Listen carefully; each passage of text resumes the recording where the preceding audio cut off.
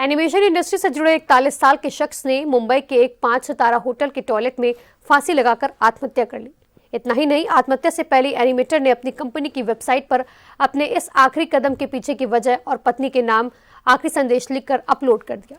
मृतक एनिमेटर का नाम निशांत त्रिपाठी है, जिसने मुंबई के एक 5 सितारा होटल में रूम बुक किया और फिर आत्महत्या का मैसेज कंपनी की वेबसाइट पर अपलोड किया।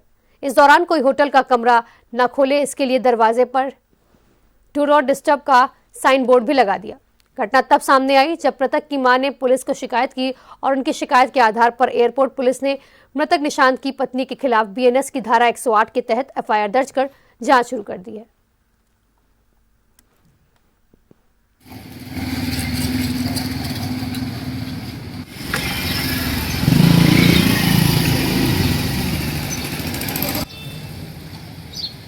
अट्ठाईस फरवरी को मेरे पास 1:30 बजे एक फ़ोन आया दोपहर में, मेरी बेटी के पास आया और उन्होंने बताया मैं मुंबई पुलिस से बोल रहा हूँ और आपके बेटे ने सहारा स्टार होटल में सुसाइड कर लिया है। मेरी बेटी तो एकदम आंखें फटी की फटी, बोल ही नहीं पा रही थी। मोबाइल गिरने वाला था, हमने उसे लिया। हमने पूछा कौन बोल रहे हैं, उन्होंने कहा मैं मुंबई पुलिस बोल रहा हूँ, आपका जो बेटा है। हमने कहा कौन बेटा? उन्होंने कहा निशांत त्रिपाठी आपका बेटा है। हमने कहा पहले उसने सुसाइड कर लिया है। हम एक तो पागल लोग, हमने नहीं हो सकता ऐसा। मेरा बेटा बहुत स्ट्रांग था, अभी तो बहुत खुश था कि उसकी फिल्म रिलीज होने वाली है। वो फिल्म मेकर था, उसने सृष्टि बैंगलोर से एनिमेशन एंड डिजाइनिंग का कोर्स किया था 2 साल का, और उसके बाद उसने विजलिंग वुड जो सुभाष घई का है वहाँ एनिमेशन और फिल्म मेकिंग का कोर्स किया था। और लगातार वो उसके पहले तो शुरू में उसे अवार्ड भी मिले, तमाम फिल्में बनाता ही चला गया। कौन कौन सी फिल्म बनाई है आपके बच्चे? पहले उसने इरादा बनाई थी नसरुद्दीन शाह और उनके साथ, लेकिन फिर उसने उसको छोड़ दिया था।